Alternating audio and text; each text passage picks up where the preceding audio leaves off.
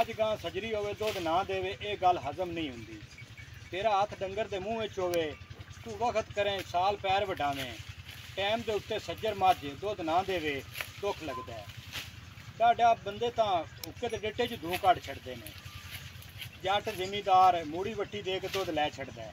की गल तू नहीं लैंदा? आ मैं तेनों एक देसी नुस्खा दसना, दुध दियां नारां लग जासन। मैं सदके मैं वारी तुहाडा वीर शफकत बारी। अस्सलाम वालेकुम। जिउंदे वसते रहो जी। सियाणे गल करते भी जग वापरी या हड वापरी। मैं तेनों हड वापरी दसना।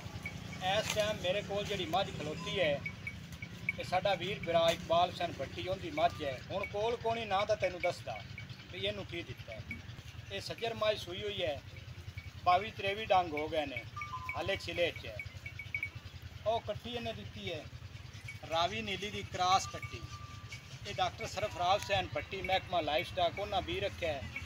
वो माशाअल्लाह साडे इलाके के नामवर डॉक्टर ने, जिसले सदिए नाल भज पेंदे ने, भावें राजनपुर लै जा। सज्जर मझ होवे रात पित मैला ना खुल के सट्टे दुधी नहीं पाउंदी। तो जिहड़ा नुस्खा मैं तेनों दसन लग्या यही भट्टी साहब ने समाज नूं दिता है। माशाअल्लाह 10 गड़वियां टाइम का दुध दिंदी पई है।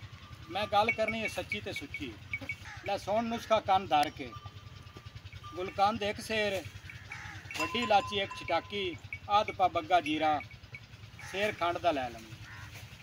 वड्डी इलाची ते बग्गा जीरा इनू दौरी च कुट फाड़ के निक्का कर लवीं। चारे छइयां 2 सिर गां का दुध लवीं, उहदे विच पा के ते पतीला अग दे उत्ते रख देवीं। चंगे उबाले दे ते काढ़ा बना लवीं। थल्ले ला ते ठार के नलकिਆਂ नाल मझ दे अदन पलट छड्ड। ये रात पित मैला खुल ते सटसी, अंदरू हौली हो जासी। जा बई कन्ना दे मुड्ढ वालियां भी दारां ला उसी, खाण ते हथ रखसे पुरल पौसी।